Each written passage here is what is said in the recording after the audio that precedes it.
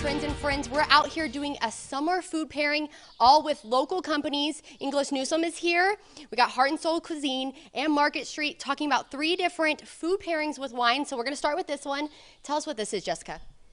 This is a summer crostini that we've made with a braised brisket with a cherry reduction. All products we've used are coming from Market Street.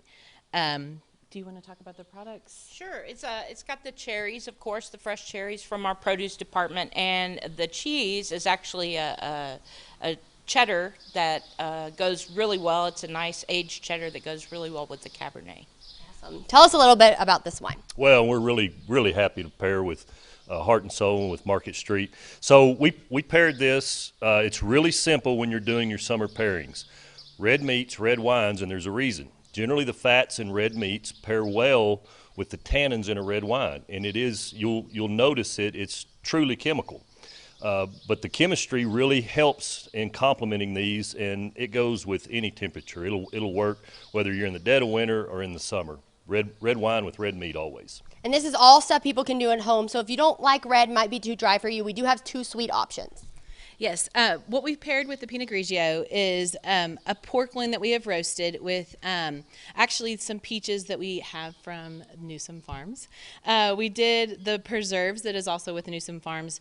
This has some heat to it, but we did use products from Market Street, especially this beehive cheese. The beehive cheese has a Hatch rub on it, and it also has Hatch chilies in it. So it's got a nice spiciness that goes really well with the little bit of sweetness from the Pinot Grigio. And tell us about this wine. Yeah, so the 2019 Pinot Grigio, 2019 was just such a tremendous year on all the vintages. But when you're pairing, and not to oversimplify, but it tends to be white meats, white wines pair really well.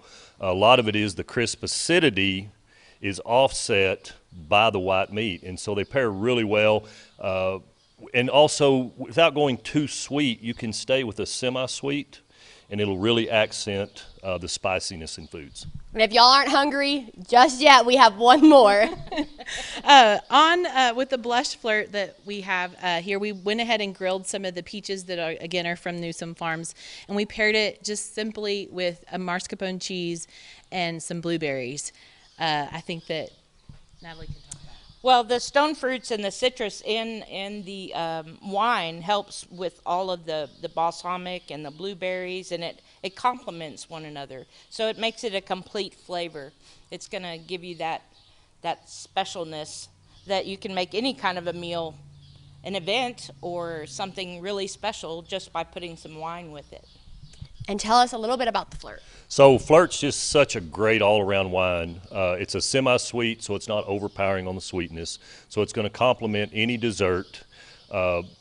There's really not a hard and fast rule, because we talk to people a lot of times that tell us, well, I like red wines with white meats, et cetera, et cetera. Really not a hard and fast rule. It's just good complementary setups. So when you have a sweet dish, generally we tend to stay with a semi-sweet wine so that it doesn't overpower and take from the dessert. Well, thank you guys so much for being here. I hope you all learned some stuff, because I definitely did. I really appreciate it. Of course, thank you. We'll have more Trends and Friends after the break.